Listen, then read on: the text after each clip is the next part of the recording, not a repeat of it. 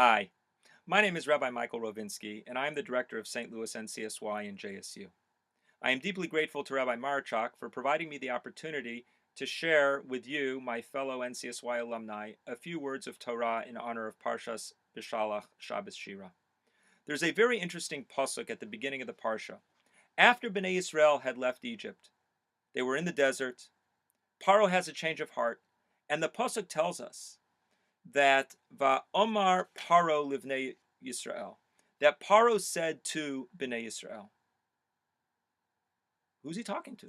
Bnei Yisrael are long gone. So Rashi's bothered by this and says that Paro was really talking about Bnei Yisrael. However, the Targum Yonasan ben Uziel says that Paro was actually talking to Dasan and Aviram, that they stayed behind, they didn't leave with Bnei Yisrael. And the question we have to ask ourselves is, if 4/5, according to the Medrash, of Bnei Yisrael, all the Rishaim, all the evil people, the people who didn't want to leave Egypt, if they died during the plague of darkness, how were Dasan and Aviram still alive? And if they didn't go out with Bnei Yisrael, how were they still alive if they were so evil? The Maral Diskin explains that as slaves, the Jews had Jewish policemen over them, and then there were Egyptian taskmasters over the Jewish policemen. And when the Jewish slaves didn't do what we were supposed to do as slaves, the Egyptian taskmasters would beat the Jewish policemen to get us to work harder.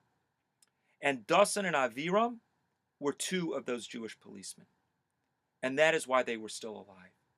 The Maral Diskin explains that the reason they were alive is because they absorbed the pain and suffering rather than it being afflicted on another Jew.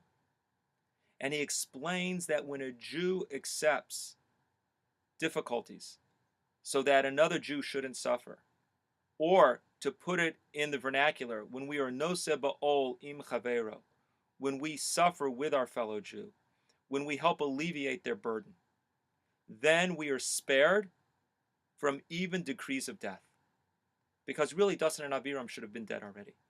But because they protected Bnei Yisrael from suffering, even a little bit, they were spared, and the Malach HaMavis, the angel of death, couldn't afflict them, couldn't reach them. This quality is so important for Klal Yisrael. There's a beautiful story that when the Baruch Tam was about to marry off his son, he was in the home of his son's future in-laws, and they were discussing the shidduch.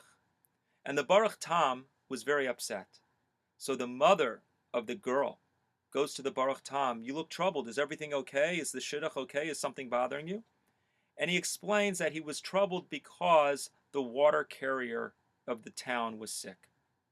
And we know that's how water was delivered, through a water carrier in those days, a very difficult job. And the woman, the mother of the bride, the Baruch Tam's future daughter-in-law, she says, "What do you care about her? This has nothing to do with the marriage." And immediately upon hearing that, the Baruch Tam got up, he took his son, and left. He said, "The shidduch's off." And she said, What happened? Why are you canceling the shidduch?" And he said that if you cannot feel the pain of a fellow Jew, even if it's just a water carrier, that lack of midos, that lack of a quality to be Noseh Be'ol im Chavayro, is something that I can't have in my family. And the shidduch is off. And he left. We are living in a time where so many of our brothers and sisters are going through such difficult times. Whether it's making a livelihood, whether it's raising children, whether it's shidduchim, whatever the area is. We have so many opportunities, unfortunately, to be Noseh Be'ol im Chavayro, to reach out to our fellow Jews, our NCSY alumni, and even Jews we don't know, and help them. Even if we don't know how to help them, just to be there for them. In fact, when we pay a Shiva call, we don't say anything, we just sit there. We let them know that we are there for them, and that in itself is a nechama, is a consolation. Let's take this lesson from the Baruch Tam, from the Maral Diskin, from Rabbi Yonasan ben Uziel, and let's try and apply it to our lives. So let's look for opportunities all around us to be Noseh Be'ol im Chavayro. It's too important, not only just for our fellow Jews, to help them, but what we gain from it. We can literally be saved from the Malach HaMavis. None of us are like Dasan and Aviram. And if it was enough to save them during the plague of Choshech, the plague of darkness, imagine what it could do for us. Have an amazing Shabbos. Stay warm. Shabbat Shalom.